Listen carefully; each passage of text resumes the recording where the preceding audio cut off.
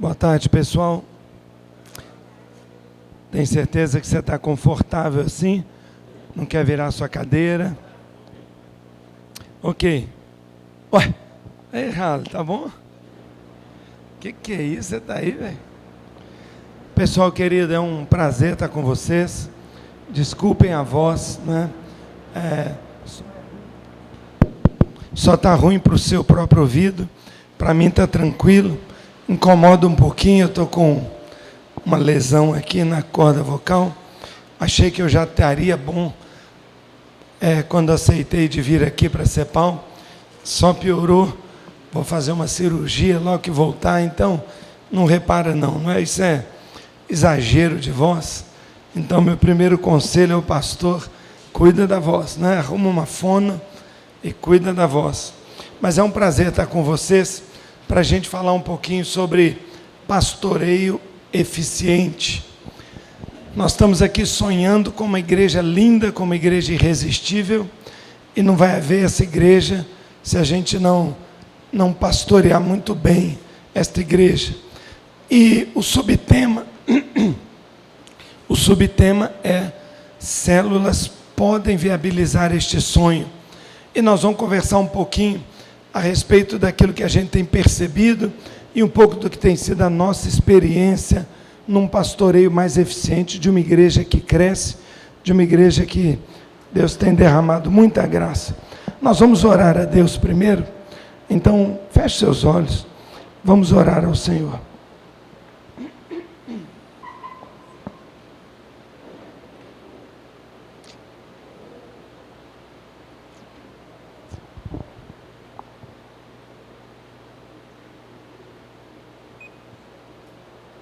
Deixa eu tirar aqui primeiro.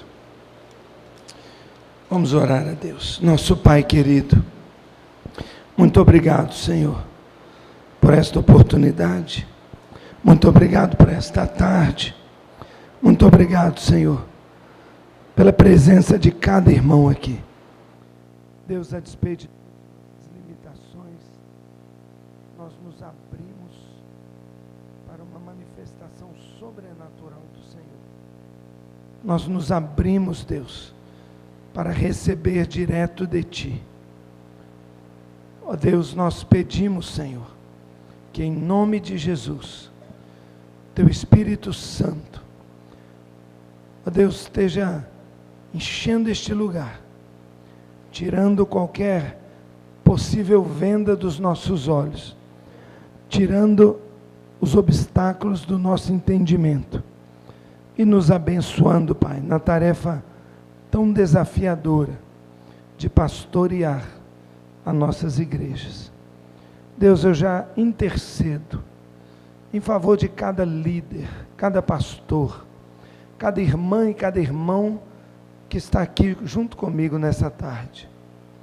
Senhor meu Deus, eu quero clamar, Deus, que um renovo, que um ânimo, uma unção, ó Deus, que algo novo venha à tona, Pai. E o Senhor, em cima de ministérios já tão bonitos, tão abençoados, o Senhor ainda derrame mais ainda, Senhor, mais ainda. Oh Deus querido, para cada uma das nossas limitações, Senhor, derrama do Teu impossível, e derrama, Pai, da Tua eternidade, do Teu domínio amplo e total. Nos abençoe, Senhor. Abençoe a nossa vida, eu peço, Senhor. Deus, é o que eu peço em nome de Jesus. Amém. Querido irmão, nós vamos combinar mais ou menos o seguinte: eu pretendo, talvez 1 hora mais ou menos, compartilhar o que eu preparei. E depois disso a gente faz umas perguntas, a gente ora um pouco. Vamos ter um momento, né, para a gente ser edificado. Pessoal que está chegando ali atrás, pode vir mais aqui para perto se quiser. E nós vamos então falar sobre isso. Primeiro, eu queria que você abrisse a sua Bíblia num texto que sempre me impressionou demais. Atos capítulo 9. Atos capítulo 9, verso 10. Atos 9, 10. Atos 9, capítulo 10.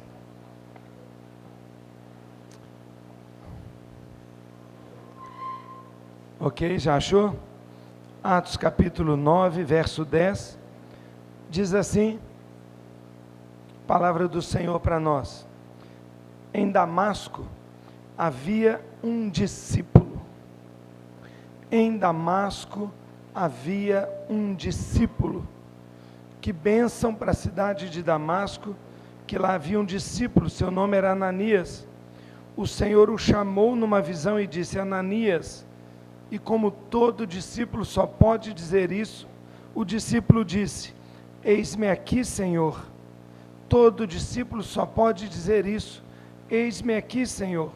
E o Senhor lhe disse: Vá à casa de Judas, na rua chamada Direita, e pergunte por um homem de Tarso chamado Saulo. Ele está orando. E numa visão, viu um homem chamado Ananias chegar e impor-lhe as mãos para que voltasse a ver. Respondeu Ananias: Mas, Senhor, tenho ouvido muita coisa a respeito deste homem e de todo o mal que ele tem feito aos teus santos em Jerusalém. Ele chegou aqui com autorização dos chefes dos sacerdotes para prender todos os que invocam o teu nome. Mas o Senhor disse a Ananias: Vá. Vá. E o verso 17 diz: E Ananias foi. O que me impressiona, irmão, é que eu duvido que você tenha se convertido como Paulo se converteu. E eu duvido que qualquer um dos seus membros, qualquer um dos que estão na sua igreja, tenha tido uma conversão mais impactante. Ele viu algo, ele ouviu algo, ele levou um tombo. O Senhor Jesus pessoalmente apareceu para ele. Ele foi evangelizado por uma aparição pós-glorificação, pós-ressurreição de Jesus. Uma imagem gloriosa, tremenda. Meu irmão, talvez você pense assim: se eu tivesse me convertido desta maneira, talvez eu tivesse tido um começo mais forte. Ou talvez você pense: o que o meu pessoal está precisando lá na igreja é de uma conversão mais impactante. Eu acho que esse povo não converteu nada. Sabe, irmãos, impressionante é que Jesus, mesmo tendo ele evangelizado direto a Paulo, revelado-se a Paulo, ele não abriu mão de que Paulo fosse acompanhado por um discipulador. Ele não abriu mão. Ele disse: ainda que eu mesmo tenha evangelizado Paulo, isso não basta, não é suficiente. Ele precisa de alguém para abrir os seus olhos. Ele precisa de alguém para alimentá-lo. Ele precisa de alguém para cuidar dele. E diz o texto que ele foi lá, abraçou Ananias, abraçou Paulo. As escamas caíram dos seus olhos.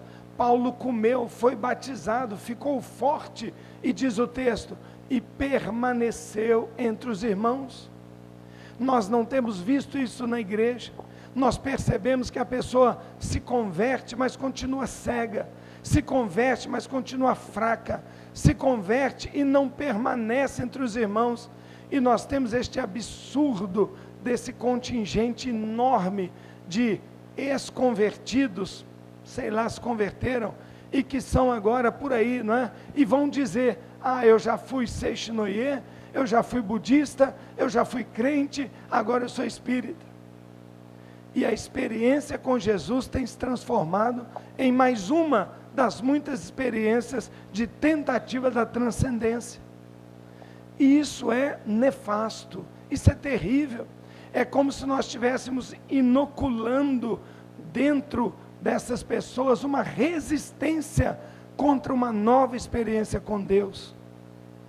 Nós mesmos, por um discipulado falho, estamos gerando resistência em milhões de brasileiros que vão apenas categorizar a fé cristã como mais uma das muitas tentativas. Por quê? Por uma falha no discipulado. Fica evidente no texto a resistência. O discipulador não quer ir. Ele diz: é perigoso, dá trabalho. Meu Deus, não tem jeito, eu não tenho tempo. 1000 desculpas e 1000 questões acontecem para mostrar para nós que é algo tão sério. Mas o que nós precisamos prestar atenção é no que Jesus diz para Ananias. Ele fala apenas uma coisa: vá, cala a boca e vai.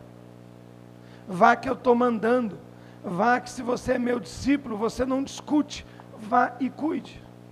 Meu querido irmão, discipulado hoje é um problema que tem duas raízes. É um problema estrutural e conceitual. Muitas vezes eu sou representante de uma igreja mais histórica, olhamos as grandes igrejas, lotadas de muita gente, e nós ficamos assim: tem muita gente, mas não tem discipulado. E meu querido irmão, e muitas vezes nossa igreja tem pouca gente e não tem discipulado também. E a crítica, muitas vezes, ao crescimento da igreja, dizendo que crescimento é incompatível com qualidade, é uma desculpa, é apenas um despiste, não é? É apenas uma nuvem de fumaça para esconder que nós não encontramos um bom caminho para um discipulado efetivo, e precisamos fazê-lo. Se Paulo não tivesse tido esse discipulado, talvez nada do que nós conhecemos hoje como igreja teria acontecido.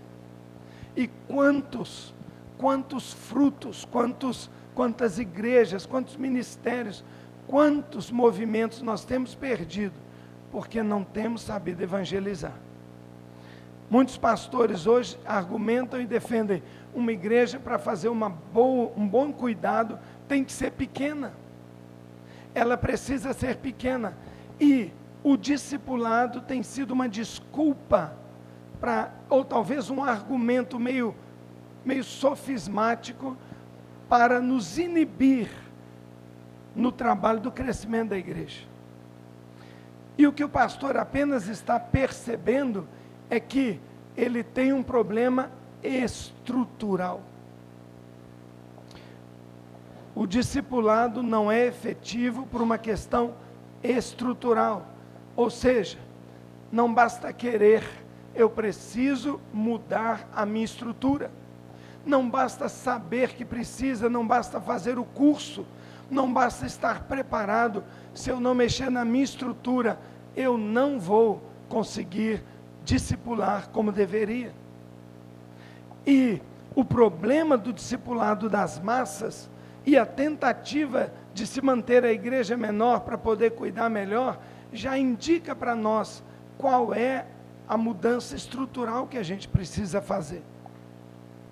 Qual é a mudança estrutural? Eu vou pedir licença a você, porque não... Dá uma olhada aqui comigo. Vamos ver se vai entrar. O que é a igreja? A igreja é um prédio? Somzinho.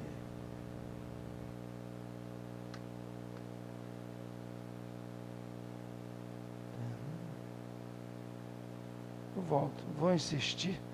Não tem problema nenhum. Desculpe.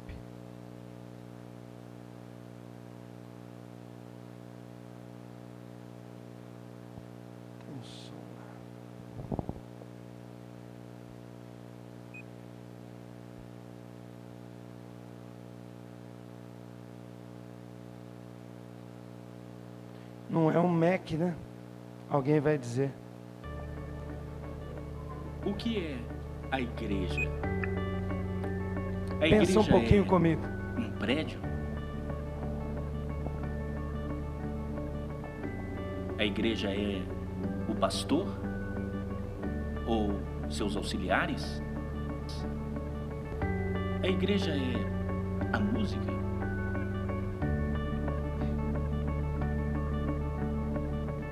A tradição? Ou os ministérios? Todas essas coisas são boas. Mas elas não são a igreja.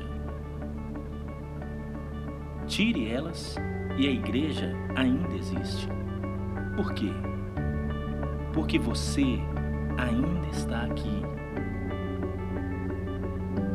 A igreja é você. A igreja é você com um propósito de amar a Deus, de amar aos outros. A igreja é você com uma missão de ligar o que não está ligado a Cristo e juntos crescer em total devoção a Ele. A igreja é você com um plano de estar ligado a Deus, servindo, liderando uma célula na comunidade, usando os seus dons e paixões e transmitindo a sua fé àqueles que não conhecem a Cristo. Quando você e eu vivemos dessa forma,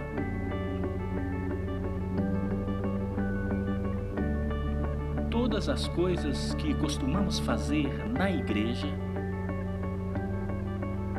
tornam-se coisas que fazemos como igreja. Deus deseja isso. O mundo precisa disso. E nós somos chamados para ser isto. O que é a igreja? A igreja é você.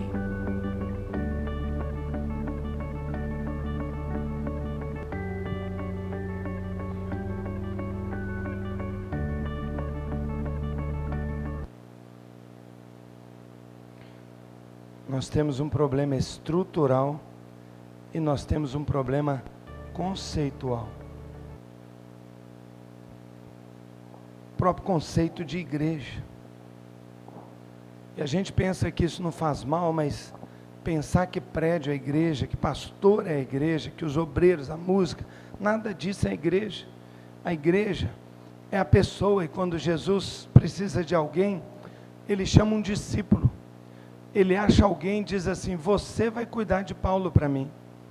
Sabe, irmãos, nós temos um gravíssimo problema hoje em dia nas nossas igrejas. É o que talvez seja a nossa pior herança, a herança mais negativa que nós herdamos, talvez do catolicismo, ou aí para trás, nessas formações da nossa história. É a ideia de que ministério é algo exclusivo de pastor e obreiro profissional. É a famosa praga, né, do clericalismo, onde nós entendemos que quem deve fazer e quem é pastor, nós pensamos que pastor é só aquele que foi para o seminário, que recebe um título e que lidera a igreja.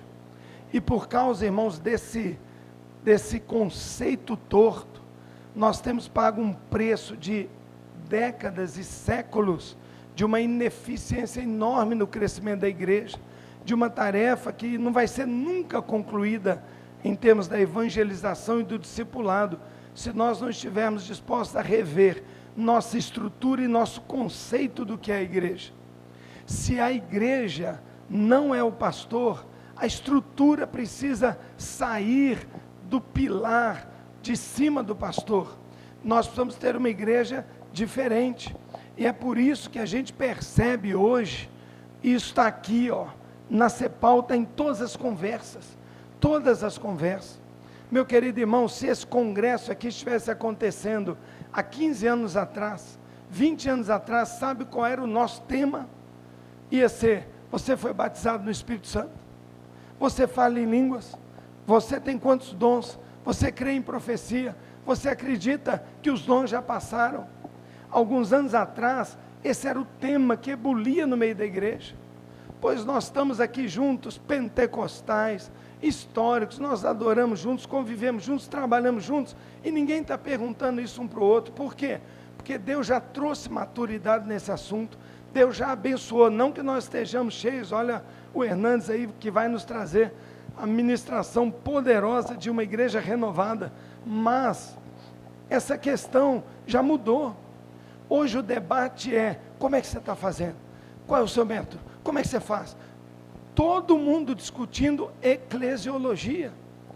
E nós estamos percebendo ao redor do mundo, Bill Hybels é um ícone desse movimento, um movimento de renovação da maneira de ser igreja, onde as pessoas, os grandes aí, e gente que está disposta a mudar, está pensando em duas coisas: como eu vou reconceituar e reestruturar a minha igreja. Discipulado é uma questão de reconceituação e reestruturação. Não há chance para o novo convertido ser bem cuidado numa igreja monopastoral, numa igreja, num sistema tradicional. Então existe um movimento que atinge todas as denominações, e todos nós já estamos fazendo parte dele, que é chamado o movimento da renovação eclesiológica. Ele tem várias características, mas 4 se destacam de maneira preponderante. Primeiro delas, sacerdócio universal dos crentes. Meu irmão, o Espírito Santo está soprando de novo Efésios capítulo 4, e está soprando o Novo Testamento para todos nós, dizendo: pastor, líder, devolve, levanta, ensina para o seu povo que o ministério é deles, que o Senhor vai chamá-los e vai dizer para ele: filho, eu te dei 1 talento, 2 talentos, 5 talentos, eu te dei dons, eu te dei salvação, eu te dei o Espírito Santo, eu te dei povo, eu te dei Bíblia, eu te dei recursos, o que você tem feito com isso?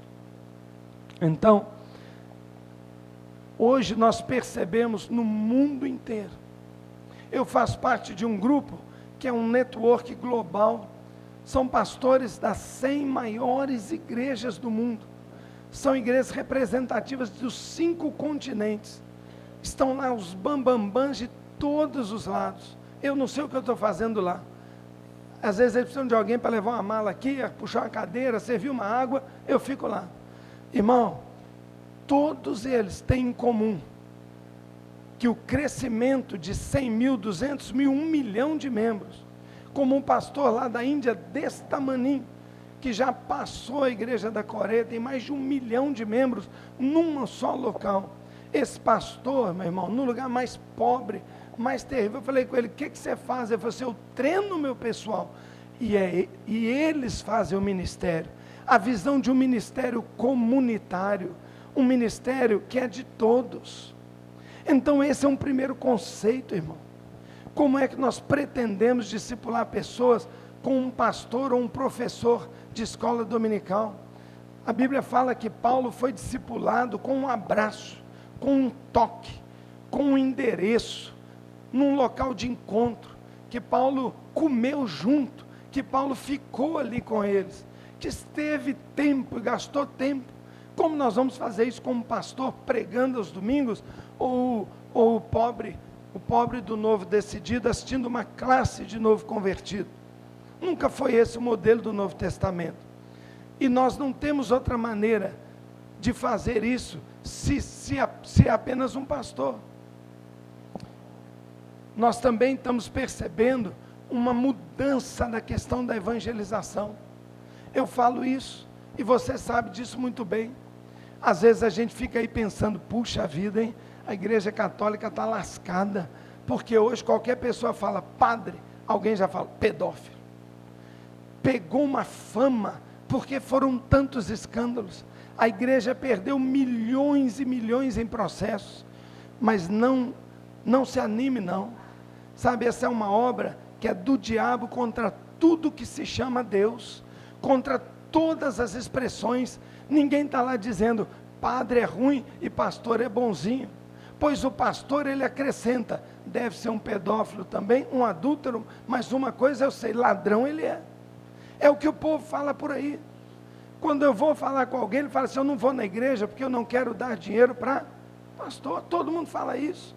Meu irmão, são mentiras que estão semeadas no coração do não crente há décadas. Escândalos e escândalos desde as décadas de 70 têm semeado uma barreira, uma trava no coração do homem comum. Esse homem que já é pós-moderno e agora é pós-cristão, ele tem uma resistência enorme. Ele diz assim: eu não vou em igreja de jeito nenhum. Há anos atrás, Billy Graham reuniu líderes do mundo inteiro e falou para eles: Deus me falou. Claramente eu vejo e sinto que esse movimento das grandes cruzadas, evangelização de massa, passou. E ele diz para aqueles líderes: avisa o povo que agora vai ser no 1 a 1. 1 a 1. Meu irmão me ligou esta semana, falou: Paulo, você pediu para eu sempre te avisar, sabe aquele meu Honda novinho, que a minha mulher nem tira da garagem, não tem nem 20 mil quilômetros rodados, eu estou vendendo ele, você quer comprar? Meu irmão, como é que você prefere comprar um carro? Comprar o carro do seu melhor amigo, comprar um carro do seu irmão, ou ir ali numa agência daquelas ali que a gente fica todo cheio de suspeita, e aí você tem que trazer mecânico, fazer raio-x, fazer ressonância magnética do carro, para ver o que ele tem, porque o cara mascarou o problema. Por quê? Porque você não confia. E a Volkswagen há muito tempo falou: você conhece, você confia. Sabe, a evangelização mudou.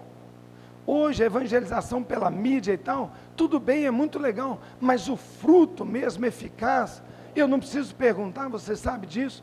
Pergunta na sua igreja, quem converteu na televisão? Um vai levantar a mão. Quem converteu ouvindo um programa de rádio, ou recebendo um foice? Quem foi um amigo que trouxe para a igreja? Todo mundo, porque é isso que Deus está fazendo. Então, se o diabo atacou, Deus contra-atacou. E Ele está nos ensinando um caminho diferente. E o caminho é: amigo ganha amigo, parente ganha parente. É 1 a 1, é família por família, mas num efeito que tem que ser multiplicador. Ai do pastor que ele tiver que ganhar 1 a 1. Ou todos estão envolvidos nisso, ou então nós somos ineficientes demais. E aí surge essa questão. Você pode estar trabalhando com rede ministerial, você pode estar trabalhando com propósito, ou qualquer outro modelo próprio. Você sabe, Deus está te mostrando. Se você já não tem um ministério bacana de pequeno grupo, toda reunião ou toda hora você fala: eu preciso arrumar isso. Tem uma coisa no seu coração dizendo: eu sei que eu preciso ter um excelente ministério de pequenos grupos. Por quê? Porque o sacerdócio universal, o Espírito está soprando na igreja. E a evangelização pessoal, você sabe, é a única maneira de entrar. O cara não vai na igreja não, irmão, não gasta dinheiro com panfleto não. Ele não vai na sua igreja, irmão. Você pode fazer campanha, botar avião dando rasante na praia. No final vai aparecer 5, 6 pessoas espontaneamente, ou o amigo vai pegar ele, vai prometer um sorvete, uma pizza depois, não é? Eu passo na sua casa, é assim que ele vem. O evangelismo é pessoal, e Deus está falando de pequenos grupos. Todas as igrejas, das 100 igrejas, talvez maiores do mundo, metade são em células, mas 100% tem pequenos grupos, que ou é célula ou é grupo familiar, grupo de discipulado. E nós também estamos percebendo, eu acho que Deus tem deixado pastor entrar em estafa, pastor desanimar. Você percebe hoje, não é? Todo dia sai uma pesquisa, de 4 mil pastores pesquisados pela Christianity Today, você tem lá que de 4 mil, 42% largaria o ministério hoje, se tivesse outra fonte de renda. E eu acho que Deus deixa a pressão acontecer, para a gente entender assim, eu não dou conta. Eu acho que Deus deixa a gente passar vergonha com uma corda vocal, para dizer assim: aí bobão, você acha que é só você que sabe falar? Pois eu tiro a sua voz. Deus faz isso para que a gente dependa dele. Deus chega para Abraão e fala assim: Abraão, você será o pai de uma multidão, só que você não pode ter filho. Para que Deus faz isso?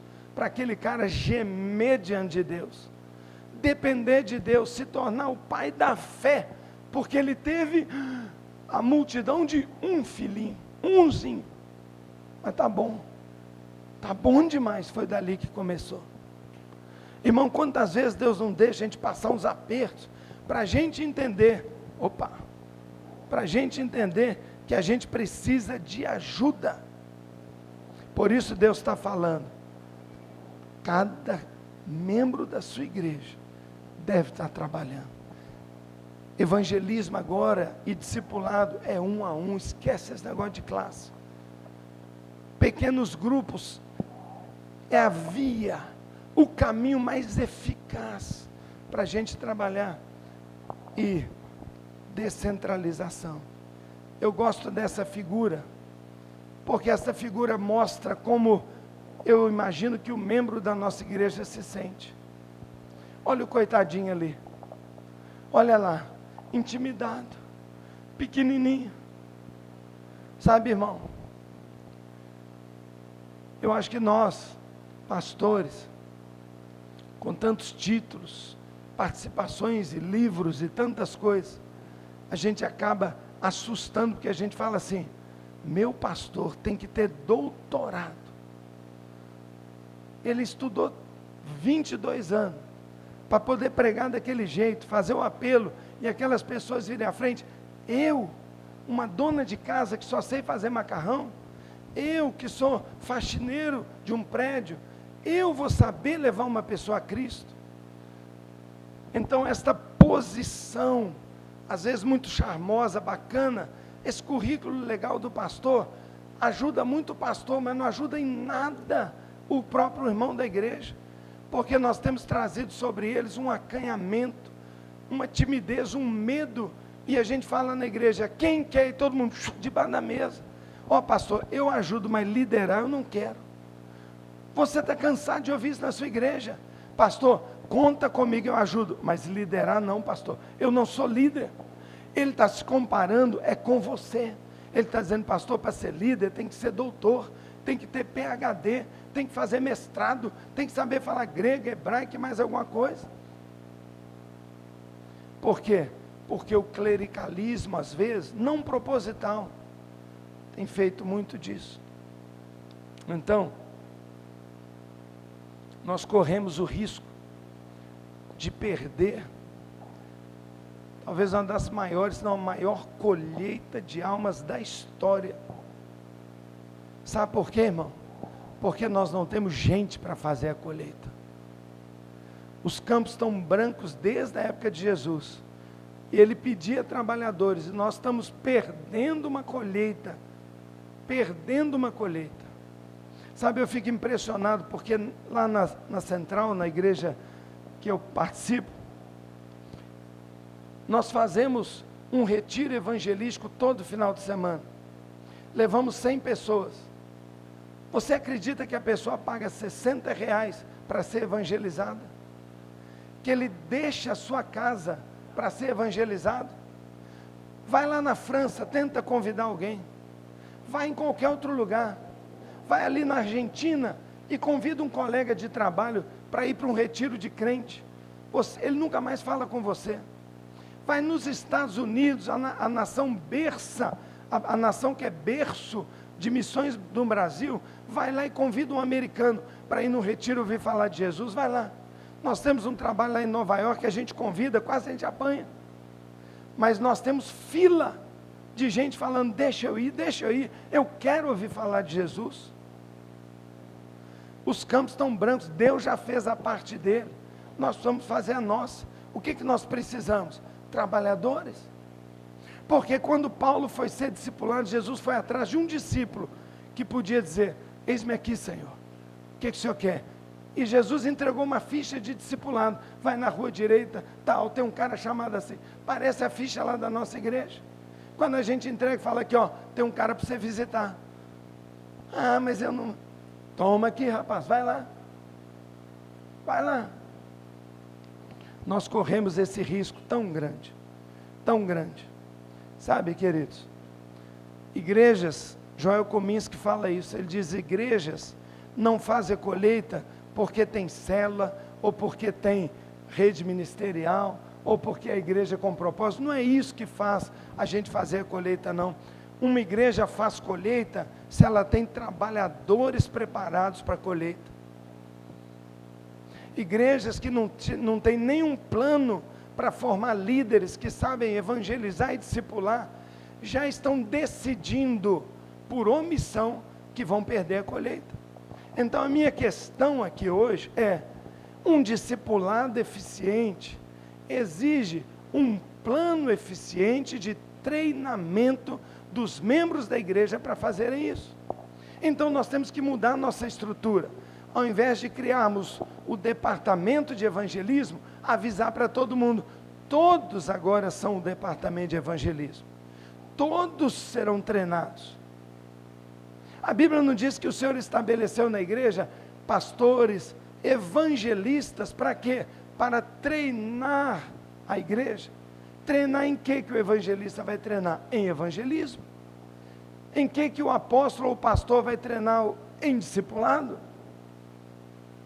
Então, o que faz a diferença é o plano de formação. Há 10 anos atrás,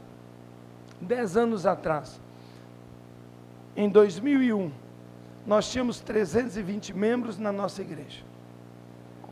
Eu já era pastor da igreja desde 88. E eu achava que o problema da igreja estar há 40 anos estagnada era culpa do pastor anterior, até que eu entrei. E quando eu entrei, sabe o que aconteceu, irmão? Piorou, porque de 500 nós fomos para 300. Ou seja, o Bambambam aqui perdeu 200 membros, que talvez gastou uns 20 anos para ganhar. Sabe, foi assim, uma crise. E foi mesmo num desespero que eu comecei a buscar a Deus. Me tranquei numa sala, a sala pastoral. Fiquei 9 meses dentro daquela sala. Eu chegava de manhã cedo, passava o dia todo lá e ia embora à noite, estudando e orando a Deus. E estou falando sério, 9 meses. Eu visitei igrejas, eu saí de lá para ir na Universal, para entender porque que eles estavam crescendo. Eu fiquei quase um mês dentro da Assembleia de Deus. Eu fui na Batista do Morumbi, que era a melhor igreja batista, deve ser a melhor do Brasil. Não é? Eu fui lá ver como é que era aquele negócio que o Ari estava, né, o saudoso, querido, que a gente tributa a honra a ele. Mas eu fui lá encantado de ver. Eu fui olhar tantas coisas, mas fui ler muito. Fui ver o Armando Bispo fazendo rede ministerial maravilhosa. Ganhei o livro do Ari Veloso, A Igreja com Propósito, né? Comecei a ler em 99, fiquei louco com aquele livro. Pesquisando, mas um dia Deus derramou aqui no meu coração uma convicção. Não importa. O importante é que essas 300 pessoas estão frustradas e doidas para serem grandemente usadas por Deus. Treina essas pessoas. Eles é que vão fazer a diferença. E em 2000 eu comecei uma escolazinha. 45 alunos dos 300, 45 deram crédito e toparam fazer uma classe de escola bíblica em separado comigo. Só que a ênfase era, você será um ministro. A ênfase é, eu vou te ensinar como eu faço, é andar juntos. E eu lembro da gente ir para a praça evangelizar. Eu lembro de pegar um telefone, botar um microfone nele e todo mundo ficar ouvindo como é que eu ligava para um novo convertido que tinha tomado a decisão. E o outro também ligando, e o outro, e a gente desligava e falava, isso não foi bom, a pessoa não gostou que você falou aquilo, até a gente aprender. E daqueles 45 nós abrimos 15 pequenos grupos que nós chamamos de células. 15. Dentro de um mês agora nós vamos passar de bem mais de 1000 células. Nós temos cerca de 8.000 pessoas se reunindo conosco hoje, toda semana, e ainda plantando igrejas para todo lugar. Sabe, o que aconteceu? Aquele pastor capaz de levar de 500 para 300, continua lá. O que ele daria conta para fazer era isso, era piorar a igreja, porque toda centralização faz isso. Mas quando Deus nos levou, de que o segredo seria esse, Deus começou a mexer conosco. E olha o que eu escrevo ali. O fator determinante para o máximo impacto de uma igreja, isso é testemunho próprio, não é um ministério pastoral. Não pensa, e você já está percebendo, que a gente é alguma coisa especial. Você está vendo aí, pô, eu podia dar essa palestra aí, ó, muito melhor que o Paulo. Com certeza, irmão, com certeza, e eu adoraria ouvi-lo. Não é um ministério pastoral, e nem um determinado modelo, mas é o desenvolvimento de liderança. É transformar um membro em líder e fazer ele acreditar nisso. É trazer para ele uma nova identidade, uma nova visão. A igreja é você, você com um plano, você com um propósito, você capacitado, é você. Deus espera isso e o mundo precisa disso. Essa é a nossa ideia, e é isso que a gente tem feito, e é este conceito que nós queremos compartilhar. Aqui é um gráfico antigo que eu peguei aqui agora, não é o que eu uso normalmente, isso aí vai até 2009, mas dá para ver muito bem quando nós entramos com as células, e a igreja aqui, ó, sobe um pouquinho, cai, fica essa coisa aqui, ó, não é? Mas nós tomamos um outro rumo como igreja, um outro rumo, e agora isso não para mais por quê? Porque nós temos hoje muita gente. Hoje nós somos 1.000 células hoje, nós somos com certeza mais de 1.300 líderes, liderando pequeno grupo, algumas delas têm 2 pessoas, nós somos mais de 130 grupos de discipulado, e eu vou explicar isso para você daqui a um minutinho, e nós somos também mais de 5.800 pessoas, 6.000 pessoas nas células, e 2.000 que são membros da igreja, e não gostam de célula, e eu não mando eles embora, pelo contrário, vão nos domingos, vão durante a semana, mas fala, pastor, eu não gosto de célula não, eu falo, pois eu vou te constranger, porque tudo que nós fazemos aqui, é falar do trabalho que Deus está fazendo a partir dos pequenos grupos, e a gente deixa a hora que Deus vai fazer isso, né? Mas são irmãos muito preciosos. Nós temos também ministérios, somos uma igreja muito organizada, muito bacana, temos tudo que você imaginar, teatro, dança, música, ação social, trabalho com crianças, trabalho com artes, tudo que você imaginar tem, trabalho de homens, trabalho de família, todos têm, não é? Não muda nada, mas hoje cada membro sabe o que ele deve fazer, sabe o que é para ele fazer. Então, nós somos uma igreja em células, e vou cortar aqui porque vem um filminho que não vai dar, e uma igreja em células, não é nada místico, não é nada que você fala assim, poxa, há 10 anos atrás, o pessoal queria me matar, mas hoje você já sabe, que é um modelo comprovado, seguro, sadio, para a vida da igreja, eu atesto isso para você, é uma bênção. Uma das maiores alegrias que eu tenho experimentado na minha vida é ver centenas de pessoas liderando e pastoreando pequenos grupos de pessoas, porque uma igreja em célula é apenas uma igreja que coloca os pequenos grupos, assim, como o centro do seu ministério, é a base, não é um dos ministérios, como o ministério de ensino, como o ministério de família, não, é a igreja.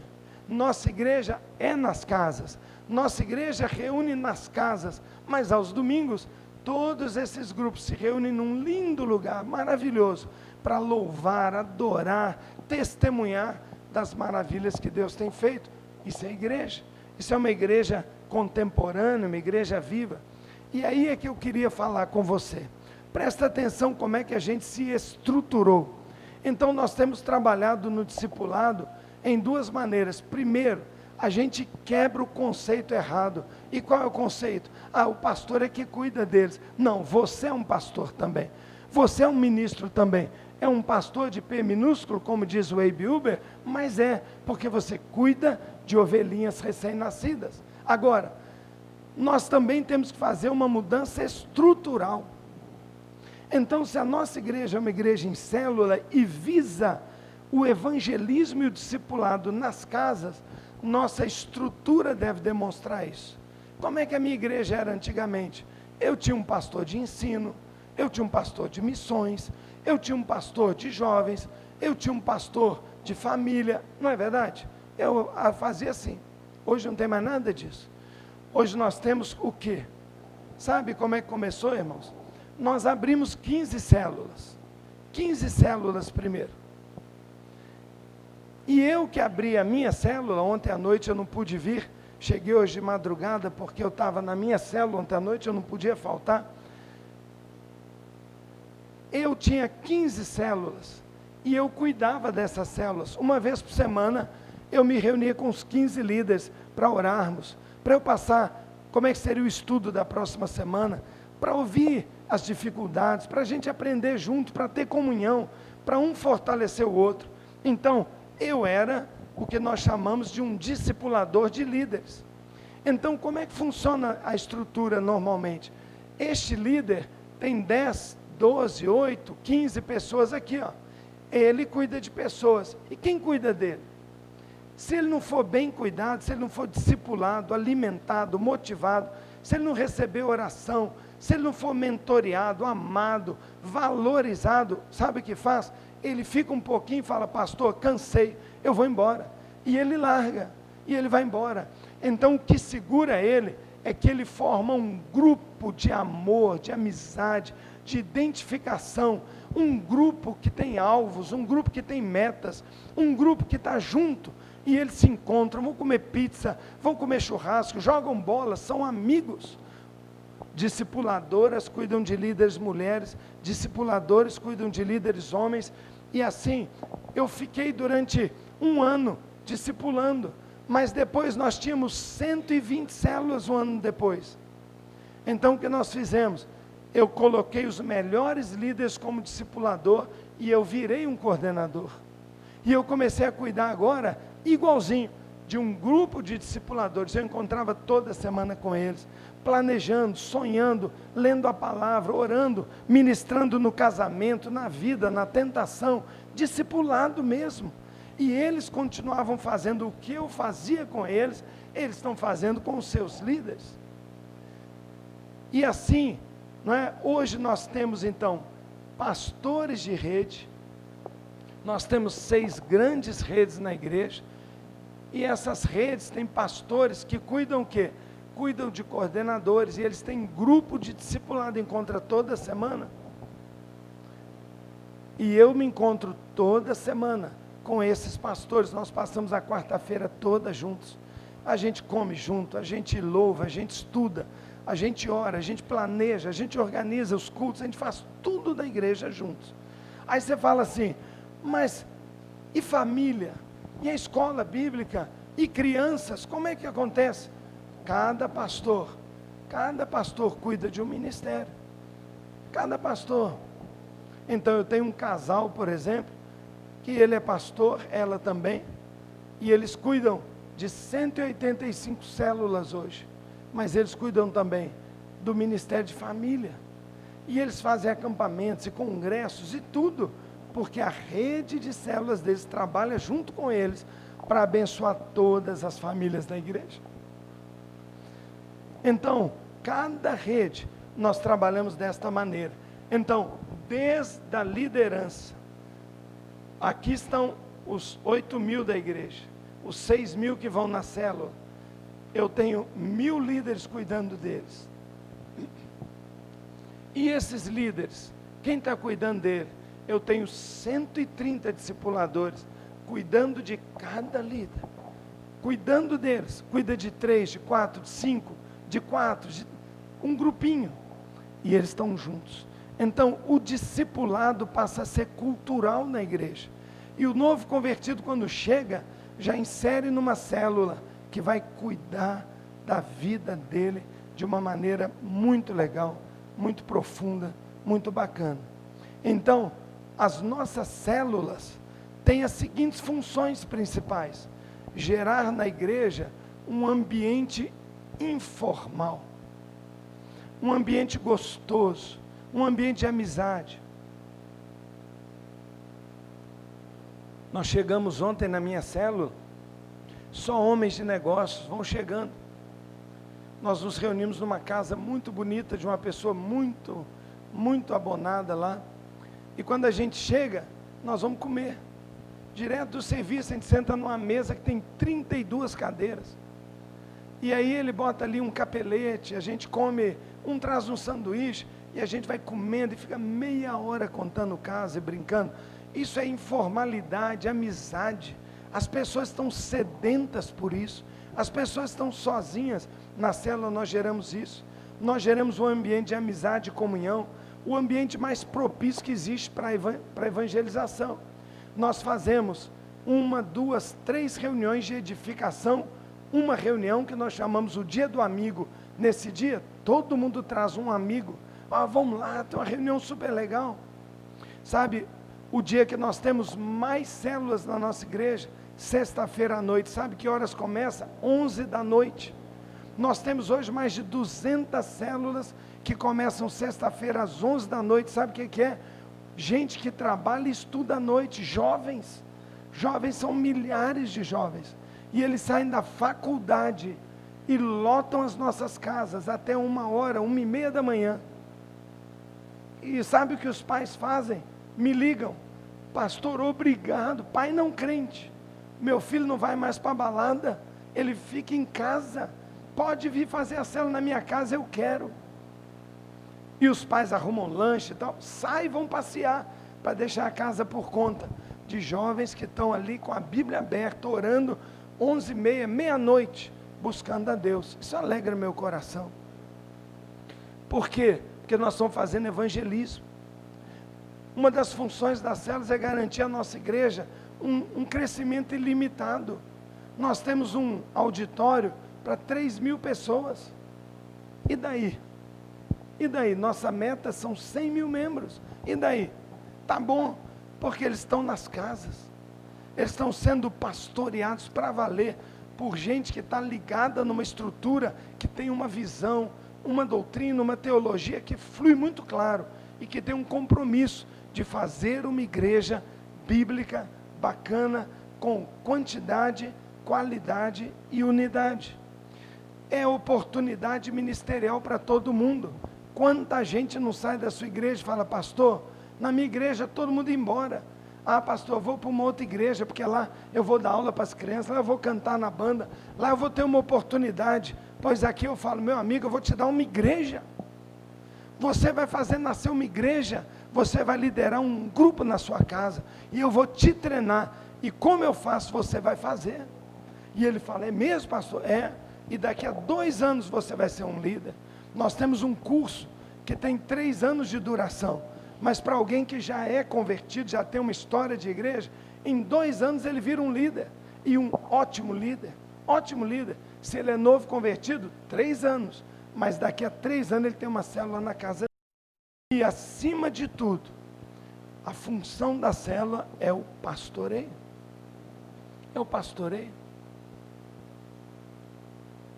Eu tive uma célula há uns 3 anos atrás, que um casal, Rogério e Elisa, estavam na célula conosco, uma alegria. Quando chegaram em casa, a casa deles tinha sido arrombada com ferro, quebraram a porta, encostaram um caminhão de mudança à noite. A vizinhança falou assim, é engraçado, o Rogério vai mudar de noite. Limparam a casa, tinha assim uma meia velha, um resto de um livro, limparam, televisão, todas as roupas, panela, tudo. Limparam a casa. Você ouviu falar nisso? Eu não acreditei. Irmão, nós ficamos sabendo daquilo, porque logo que eles chegaram em casa, aí nós fomos lá, e aquela semana foi uma semana de muita contrição. Na semana seguinte, a nossa reunião. E eles estavam vindo, muito tristes, muito abalados. Irmão, foi uma das coisas mais lindas, porque eu não falei nada, ninguém falou nada. Mas cada carro que ia chegando, estava lotado até o teto. Colchão, roupa de cama, sapato novo. Não é coisa usada não, tudo novo. O pessoal foi comprando, se virou. Teve gente que botou no cartão para ver depois como é que pagava. Mas eu não vou deixar meu irmão sem uma calça nova, sem um conjuntinho de panela, sem que seja pelo menos uma garrafa térmica. Um levou uma televisãozinha. Aquele casal chorava. E eles estão firmes na igreja, e até hoje eles dizem, não existe uma igreja igual. Agora me diga, como que a igreja ia saber disso? Ninguém ia saber do problema, só ficamos sabendo e só ouve aquilo porque ele é nosso, ele é da nossa célula. A gente conhece o cheiro dele, a gente é amigo dele, nós temos uma aliança com ele. Sabe, irmãos, isso acontece em todos os níveis. Por quê? Porque a célula não é como uma igreja que todo mundo fica olhando a nuca, a gente senta redondo, um olhando na cara do outro e não tem jeito. Você olha para a cara dele e fala, o que foi que você está triste? Não, não é nada não. Fala, e ele fala, e a gente vê, fui mandado embora, ou descobri uma enfermidade, ou meu filho disse que é homossexual. Sabe o que acontece? Aquele grupo se junta ali, sabe, ele se une ali. E nós temos células que fazem propósito, nós vamos estar juntos um ano, pois ao final do ano todo mundo aqui, né, vai lutar para comprar uma casa própria. Eles botam isso como alvo, e como Deus responde. Por quê? Porque tem pastoreio. Pastoreio. Esse é o propósito. Crescer em relacionamento com Deus, mas desenvolver relacionamento uns com os outros. Prover apoio e cura. A Bíblia diz, confesse o seu pecado a Deus para ser perdoado, mas confesse ao irmão o seu pecado para ser curado. Só há cura quando há confissão. Na palestra que eu dei hoje de manhã, eu estava dizendo que ontem à noite, um novo convertido que tomou a decisão há uns 3 meses, teve coragem de se abrir e falar assim, eu não sei o que eu faço. Eu sou casado há quase 20 anos, mas já faz 4 anos que eu tenho uma amante. E eu agora, eu estou achando que isso é errado. Eu falei, você está achando? Está achando? É, mas sabe, ninguém falou nada, mas o Espírito Santo vai. E ontem ele confessou. Alguém aqui tem dúvida que esse homem vai ser liberto? Ele confessou com tristeza, ele vai dar um jeito, o Espírito Santo já vai falar com ele, e nós vamos ensinar, apoio e cura, cuidado pastoral adequado. Qual é o cuidado pastoral adequado? O seu. Irmão, quantas vezes eu chego no cemitério, alguém me liga e fala, a mãe do fulano morreu, a mãe da fulana morreu, aí eu tarde da noite falei, eu tenho que ir lá, eu chego lá, para de novo ver como eu sou bobo, porque eu chego lá, a célula já está, e eles falam assim, demorou a chegar, hein, pastor? Nós já estamos aqui desde a primeira hora, nós já arrumamos caixão, flor, pastor, pode dormir, amanhã aparece só no enterro. E eu falo, glória a Deus, vou deitar. Irmão, é a melhor coisa do mundo, porque isso funciona mesmo. E aí a igreja vai tomando um corpo, uma beleza, uma atratividade, que eu creio tem se tornado uma igreja irresistível. Nós batizamos a cada 2 meses, nós batizamos 200, 250 pessoas, que já ficaram conosco mais de 1 ano na célula. Só é batizado quando o líder da célula fala, pastor, pode batizar. Aí ele ainda vem para um pastor, para fazer uma preparação de 6 encontros, mas o que garante mesmo, é o testemunho do líder da célula, fala, pastor, esse é crente mesmo, nasceu de novo, está cheio do Espírito, e tem que ser batizado, e vai ser um líder, pastor, e vai ser um líder. Isso é uma bênção. Por quê? Porque pastoreio adequado. Nós acreditamos que é dentro da célula que a gente faz o melhor treinamento, em que eu estou lá e falo assim, ô irmão, você pode para a semana que vem preparar todo o período de louvor, você pode aqui, ó, o estudo é esse, você pode preparar e você vai ministrar, isso ao longo de 1 ano, 2 anos, daqui a pouco, ele diz assim, pode deixar, pastor, eu faço, pode viajar tranquilo, e o pessoal, pode ir, pastor, ele é ótimo, e nós vamos gerando novos líderes, que vão abrir novos grupos, e vão discipular as pessoas. De cada decisão que nós temos hoje na igreja, registrada em papel, 65% estão indo ao batismo, 65%, eu não conheço números tão bons, talvez alguém tenha, mas eu sei como era antes, menos de 5%, a gente precisava ganhar 100 pessoas, ou levar 100 para batizar, 5, hoje de cada 100, 65, continuam na igreja, e sabe o que é mais?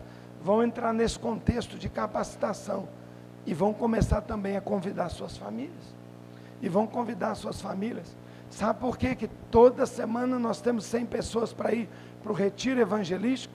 Porque quem foi fica tão maravilhado que traz a família no próximo. E nós vamos só assim, ó, de família em família.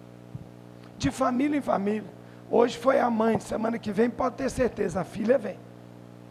E é assim que eu creio que Deus chama a igreja a fazer um papel que não aparece. Não aparece. Provavelmente você nunca nem viu falar da gente. Você nem sabe que a gente está trabalhando. Por quê? Nós não publicamos nada, não escrevemos nada, não vamos em televisão, não tem programa, nada. Por quê? Porque não é o nosso valor. O nosso valor é ser igreja. E sendo igreja, ganhar pessoas para Jesus. Ganhar as pessoas para Jesus. Então, esse é o propósito da célula. Desenvolver novos líderes e alcançar e trazer pessoas para Jesus. Então,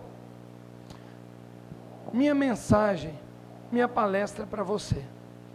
O sonho de um discipulado eficiente é possível. É possível se tornar realidade. Nós estamos experimentando um pouquinho, com muitas falhas, muitas falhas. Ainda vamos melhorar muito mais, tem muito pouco tempo isso. Mas deixa eu dizer uma coisa para você, é possível. Se você mudar um conceito do clericalismo, talvez meio exagerado, de um ministério mais centralizado nas suas mãos, para um trabalho proposital de treinamento. Pastor, com todo o amor do meu coração, pega a sua semana e conta quantas horas você está gastando com o quê? E separe pelo menos 4 horas nobres da semana para treinar alguém. Treine. Faça uma turma, irmão. Às vezes você tem uma igreja de modelo mais tradicional, porque hoje nós temos na nossa escola de líderes 2.000 alunos. Nós temos aulas terça-noite, quarta-noite, quinta-tarde, quinta-noite, domingo de manhã e domingo de noite. O membro da igreja pode escolher o horário que ele pode ir. Eu vou falar com ele, não, escola bíblica dominical, de 8 às 9, ele fala, pastor, eu não posso. Ah, então você não vai ser líder. Eu falo, vem na terça-noite, não posso, então tem quarta. É difícil, quinta-tarde, não dá. Quinta-noite, ó pastor, aí está apelando, então eu vou. Não tem desculpa, irmão. A igreja tem que ir atrás. E nós temos uma escola lindíssima, maravilhosa, maravilhosa. E sabe, eles saem de lá empolgados, aprendem a Bíblia mesmo. Nessa escola tem panorama de Novo Testamento, panorama de Velho Testamento. Nessa escola tem doutrinas do apóstolo Paulo, tem uma visão tremenda sobre a volta de Cristo, tem liderança 1, liderança 2, igreja em células. Ele tem o curso de aconselhamento pessoal, porque ele vai sentar e ele vai aconselhar. Então, nós podemos fazer uma obra linda, se cada um de nós, né? Essa foi a grande sacada. Eu descobri que eu sei treinar pessoas, e que hoje eu estou gerando e estou deixando para a igreja um legado, líderes. Não é só prédio, sítios, acampamentos, não. O maior legado são milhares de membros treinados. Milhares de membros. Célula abre um dia, fecha no outro dia. Não tem problema não, mas alguém que foi líder nunca mais volta para o banco do mesmo jeito. Ele vai estar sempre assim, o que eu posso fazer pelo reino? Como eu posso servir? Porque eu fui treinado e eu sei, e eu quero dar frutos. Esse é o ideal. Então a primeira mudança é uma mudança filosófica. Cada crente é um ministro, cada membro da igreja é um discipulador, cada um é um Ananias, cada um é Ananias, e o Ananias é o nosso herói. E eu falo lá na igreja, seja um Ananias, meu irmão, seja um Ananias, você vai gerar um grande Paulo através do seu ministério. Segundo lugar, tem que haver uma mudança estrutural na igreja, onde as coisas passem a ser feitas com foco no alvo da igreja, e o alvo da igreja não é a decoração, o alvo da igreja não é o louvor, não é o som, não é isso que é a igreja. O alvo da igreja são as pessoas. Então o foco tem que ser, eu vou investir o melhor nas pessoas, e a nossa estrutura, como você viu, ela não fala do que nós vamos fazer, mas ela fala de quem nós estamos cuidando, dos líderes, dos discipuladores, dos coordenadores e dos pastores. Então o meu trabalho é cuidar de 15 pastores, e eles fazem o resto, e fazem de forma maravilhosa. Então, o sonho de um discipulado pode acontecer, se você estiver disposto a dar uma mudançazinha. Essa coisa bonita que você tem, pode ser potencializado numa igreja ainda mais vibrante, ainda mais dinâmica, ainda mais evangelizadora, e que vai reter o fruto, porque tem berçários para cuidar dos bebês e transformá-los em homens maduros que vão se tornar líderes. Cada um de vocês é muito bem-vindo na nossa igreja. Qualquer dia venha nos visitar, teremos imenso prazer de gastar um dia com você, mostrar tudo para você, ir com você nas nossas células. E nós temos um programa que se chama DNA. DNA é um programa de treinamento, ou nem treinamento, basicamente de apoio ou sensibilização a pastores. Uma vez por mês nós passamos um sábado, todos os pastores da igreja, ficamos por conta do pastor que vem passar um sábado com a gente. E a gente mostra tudo como a gente faz, no detalhe. E ainda presenteamos cada pastor com todo o material que nós temos. Não o papel, não a apostila, mas um DVD, 4 gigas de memória, todo com nossos livros originais. Você pode entrar, mudar, botar seu nome, botar sua capa, pode usar o que você quiser. Nós temos 9 anos de lições de célula para cada semana. Você escolhe, muda, adequa, está lá o original. Você tem os manuais de treinamento, você tem os modelos, você tem tudo. E a gente te cobra nada, te damos de presente. Tudo que a Igreja Batista Central tem, ela te oferece. Nunca vamos vender nada, porque nós não precisamos, Deus está mandando que a gente tenha onde guardar. Então nós resolvemos dar. Para quê?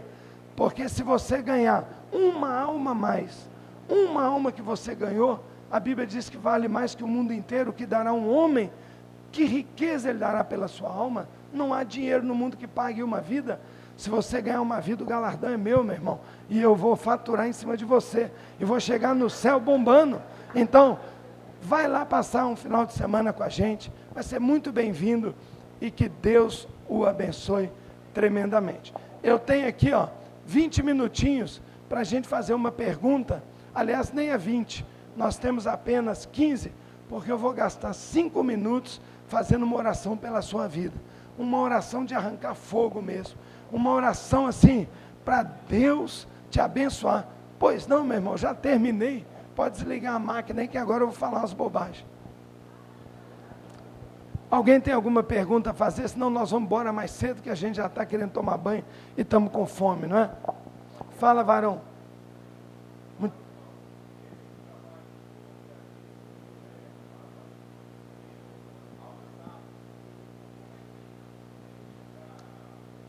O site da igreja é IBCBH, www.ibcbh.com.br. Lá você vai ver toda a agenda, os dias, né? Todos os dias. Você vai ver. Dia 19 de maio agora. Como? DNA tem todo mês. Dia 19 de maio tem. Já está lotado. Mas você vê um outro. Aí você vai ver junho, julho. Julho não tem, agosto, setembro, outubro.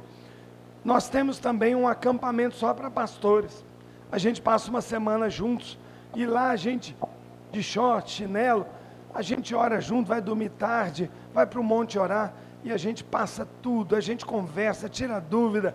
Você quebra a cabeça, a gente quebra a cabeça junto com você. E passamos uma semana de muita comunhão. De terça até o comecinho da sexta, você volta. E a gente compartilha tudo e passa os PowerPoints, as apresentações, as pregações. O que você quiser, seu irmão. Está às suas ordens para ganhar o Brasil para Jesus. No site você entra lá, não é? Faz a sua reserva, já entra lá e paga a taxa de inscrição, que é zero, né? Você só tem que chegar lá, o resto é por nossa conta, irmão. Tudo de graça, tudo só para te apoiar.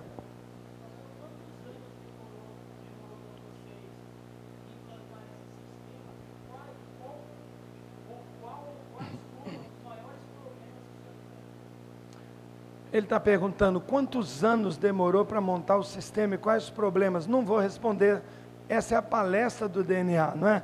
Porque sabe o que a gente faz no DNA? A última conversa nossa é assim, sabe como é que nós fizemos assim, assim, assado? E ó, eu sugiro, para a igreja de tal tipo fazer assim, igreja de tal tipo fazer assim, igreja de tal tipo fazer assim. Já nós temos hoje cerca de 300 igrejas que nós estamos dando supervisão, treinamento, apoiamos, não é? E mais de 1.500 pastores já fizeram o DNA, estão implantando, estão andando, não é? Há um mês atrás, eu estava lá no sertão do Pernambuco, nós levamos para um hotel, nós levamos quase 100 pastores da Convenção Batista Pernambucana, pagamos um hotel para eles, um hotel maravilhoso, pagamos lá os 3 dias de hotel, comida, tudo, e eles vieram, não é? Vieram de tudo que é lado, que maravilha que foi, e a gente foi adaptando e conversando, e olha, toda hora eu recebo um telefonema, um e-mail dizendo, pastor, já abri minha escola, agora eu estou preparando, 10 membros aceitaram, eu vou treinar, porque o segredo é, treina um membro da sua igreja, faz ele acreditar que ele vai ser um discipulador, e ele vai revolucionar a sua igreja, eu não tenho dúvida disso, eu não tenho dúvida nenhuma, não é? E você pode fazer isso com rede ministerial, o que você quiser, apenas treine o seu líder para a rede ministerial, gasta tempo, não é? Para te dar uma palhinha, eu comecei aqueles 9 meses, foi em 99, em 2000 eu me preparei, bolei um cursinho e comecei a dar aula, fiz um primeiro curso que era 4 meses, praticamente era só os diáconos, os membros mais maduros, e eles foram meus primeiros líderes, e depois de 4 meses abrimos as células, e aí não parou, e então é muito simples só, isso aí tem gente que complica, mas é muito simples, basta treinar pessoas.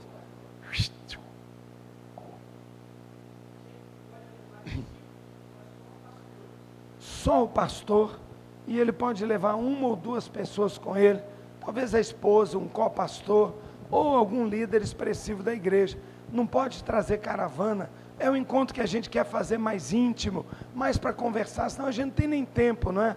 A gente poder almoçar junto e conversar, e às vezes você precisa de outra coisa, um livro, uma coisa, então é pouca gente, tá bom? Fala, Vara.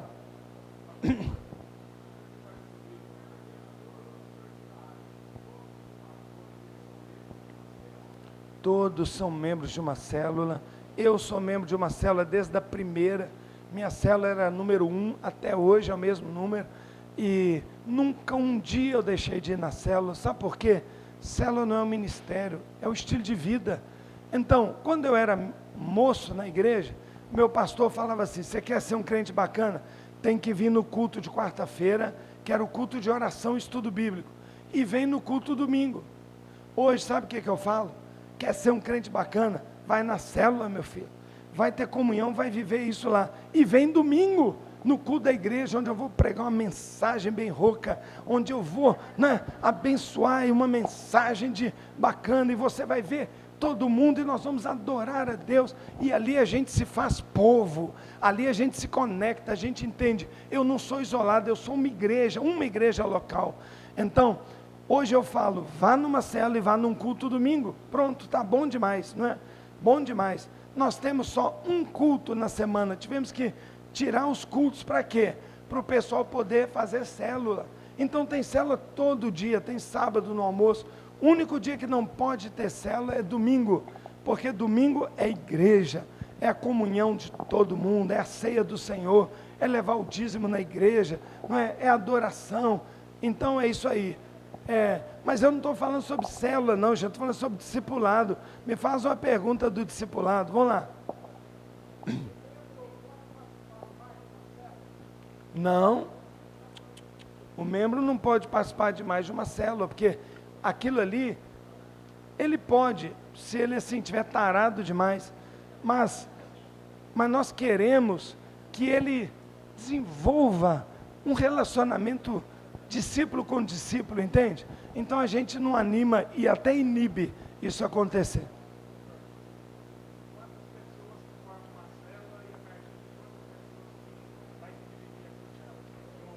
Nós começamos uma célula com 3 pessoas, Pode começar.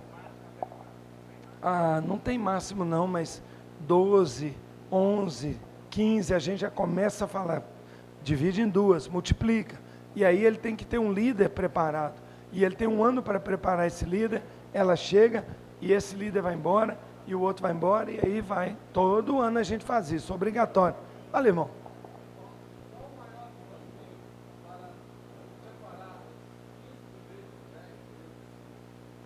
O maior desafio. Olha, eu acho que é você mesmo, sabe? Eu acho que o maior desafio foi eu acreditar, eu mudar. Porque eu venho de uma família muito tradicional.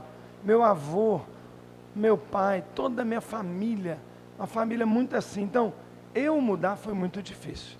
Eu acho que o maior desafio, aquela escola, foi para mim. Eu estava ali falando de algo que eu ainda não estava vivendo, era para mim. E eu fiz questão de pegar a primeira célula que eu falei, eu vou ter que dar certo. Porque se eu não tiver célula, não adianta. Sabe, meu irmão, tudo isso que eu estou falando aqui, tem um pressuposto também muito sério. O pastor é o modelo. Sabe por que que a maioria das igrejas no Brasil que tentou entrar no movimento celular não deu certo? E por que que a nossa deu muito certo, irmão? Sabe por quê? Porque eu não deleguei para ninguém. Nunca, nada. Eu fui o professor da primeira turma e dei aula pelo menos uns 5 anos. Hoje eu não preciso mais dar aula, mas se precisar eu dou. Algum curso avançado eu dou. Eu dou os cursos mais para pastores, eu dou. Mas no começo eu que dava. Sabe, eu preparava cada aula. Eu abria a célula e eu tenho célula até hoje. Sabe o que eu faço? Eu convido um amigo. Eu tenho que bater na porta do meu vizinho e falar, vem para minha casa, vem, ó, eu tenho que ir lá atrás. Então as pessoas falam assim, o pastor não está só falando não, o pastor está fazendo. Então eu desci do pedestal, tirei gravata, terno, não quero vaga na garagem, não quero nada que pareça que eu sou importante, eles me chamam de Paulinho. Aí Paulinho, pode me chamar de Paulo, pastor Paulo, Paulinho, só não me chama de pastor Paulinho que eu fico uma fera, fica feio demais, né? Mas eu tenho que estar lá envolvido. Então, o que muito pastor faz? Vamos entrar em célula. Fulano, você agora é o coordenador de células da igreja. Dançou, meu irmão. Você está dizendo para todo mundo, não é importante, não é o centro. Se fosse o centro, o pastor ia liderar. Então, meu irmão, quero dizer para você, você tem que ser o exemplo, você tem que ser o modelo, você tem que ser o modelo. Então isso é uma bênção. Agora o que isso fez? Minhas filhas cresceram ali, ó, 10 anos na nossa casa recebendo gente, hoje são todas líderes. Minha filha é discipuladora, tem umas 20 células, a outra também, todas apaixonados pela igreja, pelas células, e eu fico maravilhado como que a igreja ficou irresistível. Sabe, irmãos, o que Deus está fazendo no meio dos jovens é uma coisa milagrosa. São milhares de jovens. É cada testemunho que eu não acredito. Irmão, se você soubesse a quantidade de homossexual que tem lá na igreja, você não acredita. E os homossexuais vêm, pastor, eu quero Jesus, pastor, eu vou, e estão mudando assim, ó, a gente vê assim, ó. E não é só isso não, drogado. No ano passado, irmãos, no nosso ministério de tratamento de recuperação de droga, tivemos mais de 5.000 atendimentos. 5.000 é uma epidemia, mas eles vêm desesperados, porque eles sabem, Jesus vai me libertar dessa droga, e liberta mesmo, cada coisa que acontece, irmão, que eu fico abismado.